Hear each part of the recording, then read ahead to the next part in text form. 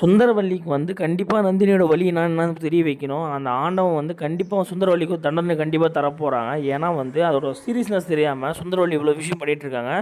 நந்தினிக்கு வந்து அம்மை வந்து சுந்தரவல்லிக்கு வந்திருந்தா நந்தினி சுந்தரவல்லிக்காக எதனா ஒன்று பண்ணியிருப்பாங்க. அவங்களுக்கு வந்து எந்த ஒரு மனசுலையும் அவங்க மாமியார் மேலே எந்த ஒரு கோபமும் கிடையாது. ஆனால் சுந்தரவல்லிக்கு மட்டும் ஏன்னா நந்தினிக்கு மேலே இவ்வளோ கோபம் இருக்குன்னு சொல்லி யாருக்குமே தெரியல. உங்களுக்கு தெரிஞ்ச கமெண்ட் செக்ஷனில் கமெண்ட் பண்ணுங்கள். ஏன்னா வந்து சூர்யா வந்து இவ்வளோ எஃபெக்ட் எடுக்கிறாரு. நந்தினியை வந்து தொட்டு தாலி கட்டின பொண்டாட்டியே நினச்சி ரொம்ப வருஷம் ஆகுது. ஆனால் நந்தினிக்கு வந்து சொன்ன புரிய வைக்கிறதுக்கு ஒரு மனசு இல்லை, சொல்கிறதுக்கு ஒரு தைரியமும் கிடையாது. நந்தினிக்கும் நான் சூர்யா மேலே காதல் இருக்குது. அவங்க 2 பேருக்கு சொல்கிறதுக்கு ஒரு வாயில் மனசு வர மாட்டேது அவங்க 2 பேருக்குமே.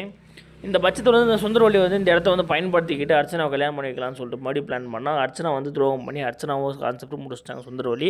சொல்ல முடியாது, யாருமே சொல்ல முடியாது. ஏன்னா சுந்தரவல்லி வந்து மறுபடியும் வந்து அர்ச்சனா வந்து கல்யாணம் பண்ணி வைக்கிறதுக்கு தயங்க மாட்டாங்க அவங்க பையனுக்கு. ஏன்னா அவங்க வந்து அந்தஸ்துக்கு யார் கரெக்டாக இருக்காங்களோ அவங்க தான் மருமகளாக வரணும்னு சொல்லிட்டு ஆல்ரெடி மைண்டில் ஃபிக்ஸ் பண்ணிகிட்டு இருக்காங்க சுந்தரவல்லி. இந்த பட்சத்தில் பார்த்தீங்கன்னா இப்போ அருணாச்சல ஐயா வந்து நான் பையனுக்கு இப்படி ஆகிப்போச்சு, பையன் வந்து இப்போ பிச்சை எடுத்துகிட்டு இருக்கானே சுந்தரவல்லின்னு சொல்லிட்டு இருக்காரு. அதெல்லாம் கண்டுக்காமல் யார் போய் அவனை பிச்சை எடுக்க சொன்னான்? அவன் இஷ்டம், அவனே போய் ஏதோ பண்ணிகிட்டு இருக்கான். நம்ம என்ன பண்ணுறது?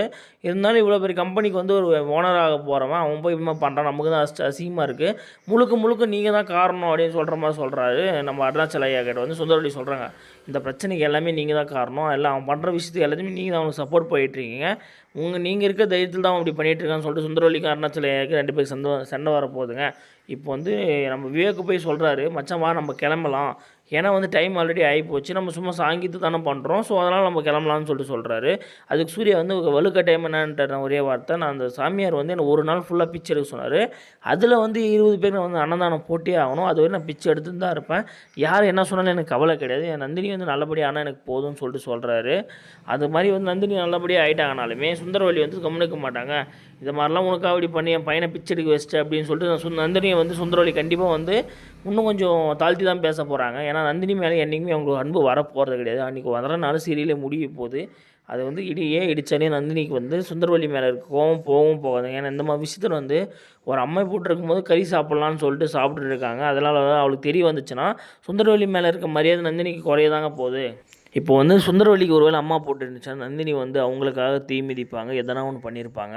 ஏன் அவங்களுக்கு இருக்க அறிவு வந்து இவங்களுக்கு இருக்க மாட்டேன்னு சொல்லிட்டு நந்தினிக்கும் சரி, அவங்க வீட்டில் இருக்கிறவங்க எல்லாருக்குமே சரி, அர்ச்சனா வந்து என்ன நினைக்கிறாளோ அதுதான் நந்தினியும் எனக்கு நினைக்க போகிறாங்க. சுந்தரவல்லி வந்து ஒரு தாழ்த்தி நினச்சிட்டாங்கன்னா அன்றைக்கி அன்னையோடு முடிஞ்சு போச்சு கதை. சுந்தரவல்லி ஆட்டம் குறைஞ்சிரும்.